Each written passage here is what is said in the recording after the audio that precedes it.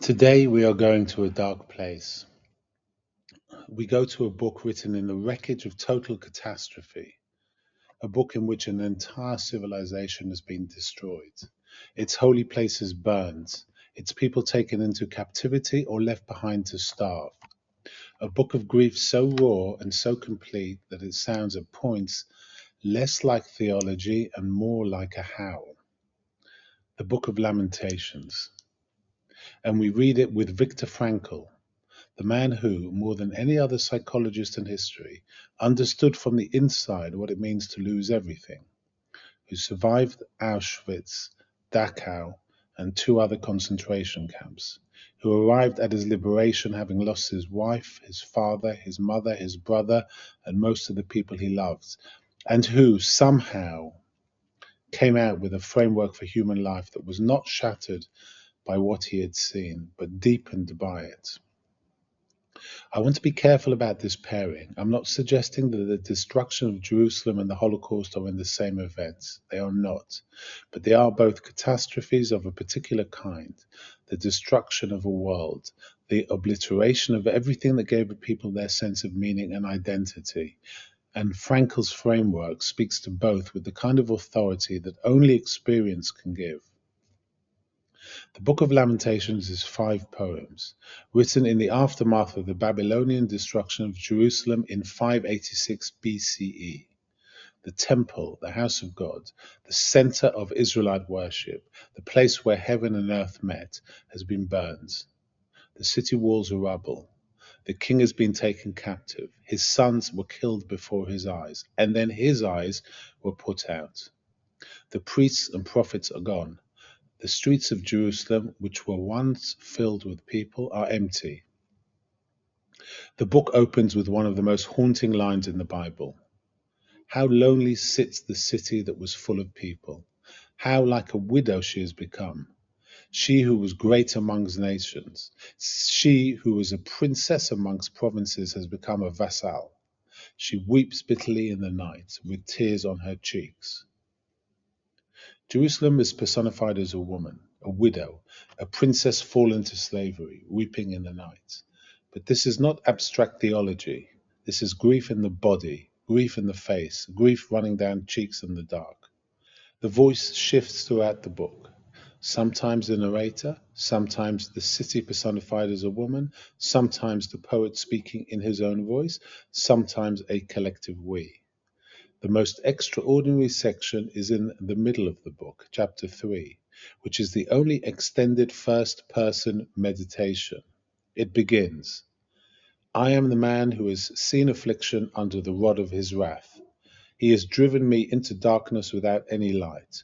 Surely against me he turns his hand again and again the whole day long. He has made my flesh and my skin waste away. He has broken my bones. And on it goes, image after image of affliction, of being walled in, of prayers not heard, of being hunted, of being the laughing stock of the people. Now, here is where Viktor Frankl becomes essential, because the central problem of Lamentations, and Frankl identified it as the central problem of every devastating experience, is not the suffering itself. It is the question of meaning. When everything that gave your life structure and significance has been stripped away, what remains? Is there still something that can be said yes to? Is there still something worth responding to? Frank's logotherapy, the psychology of meaning, begins with the observation that human beings are meaning-seeking creatures. We do not simply need food and safety and pleasure. We need a sense that what we are doing and experiencing points at something, that our lives are not merely a series of events, but a story with direction. And the catastrophic experience, the concentration camp, the destroyed city, attacks meaning at its root. It does not just hurt, it whispers persistently, nothing means anything. You are dust. What you loved was always going to be rubble. Why persist? Frankl's answer was not a formula, it was an observation. He noticed that the prisoners in the camps who were most likely to survive, not physically but spiritually, the ones who did not become hollow, were those who could find some way to say yes to life, even inside the catastrophe. Not to those who denied it was terrible, not those who pretended to be unharmed, but those who found, even there, something to respond to, a responsibility to somebody else, a task that was not finished, a meaning that had not been extinguished. And then, remarkably, he finds almost exactly this movement in chapter 3 of Lamentations. The poet of Lamentations is in the depths. He has listed in searing detail everything that has been taken, everything that has been broken, every way in which God seems to have turned against his people. And then is what is one of the most extraordinary pivots in all of sacred literature: something shifts.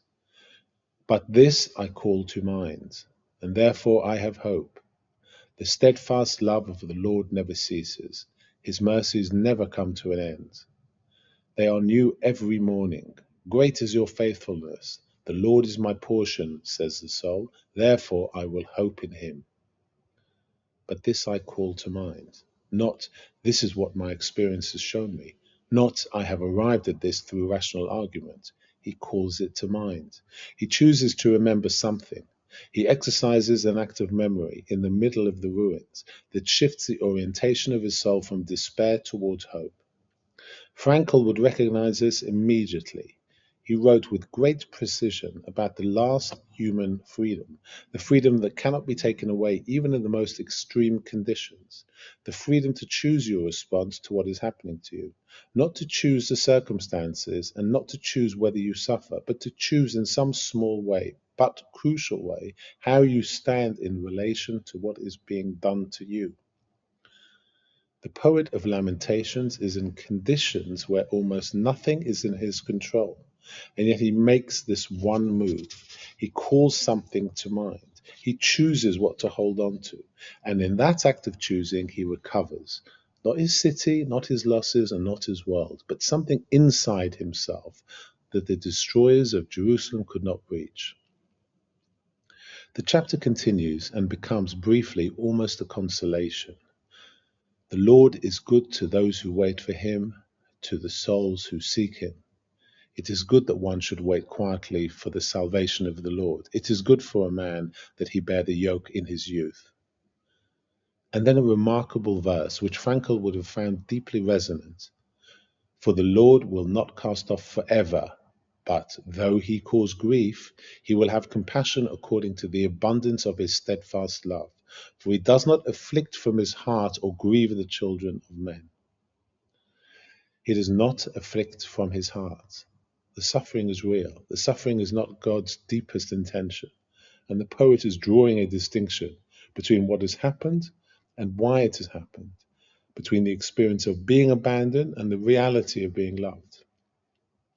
This is extraordinarily close to what Frankl found in the camps. Not an explanation for evil, not a theodicy that makes the suffering acceptable, but a distinction between the terror of circumstances and the possibility of an underlying reality that the circumstances has not negated. But I want to be honest about the rest of Lamentations, because it does not stay in the register of consolation. It slides back. Chapter 4 returns to the horror. The tongue of the nursing infant clings to the roof of its mouth for thirst. The children beg for food, but no one gives to them.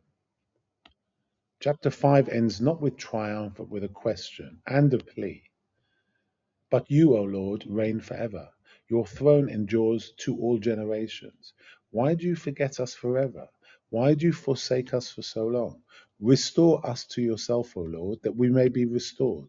Renew our days as of old, unless you have utterly rejected us, and you are exceedingly angry with us.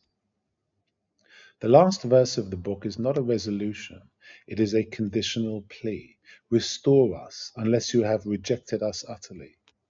The book ends with the possibility of abandonment still open, with the question still unanswered. Frankl would not be troubled by this ending. He wrote that meaning is not a permanent arrival.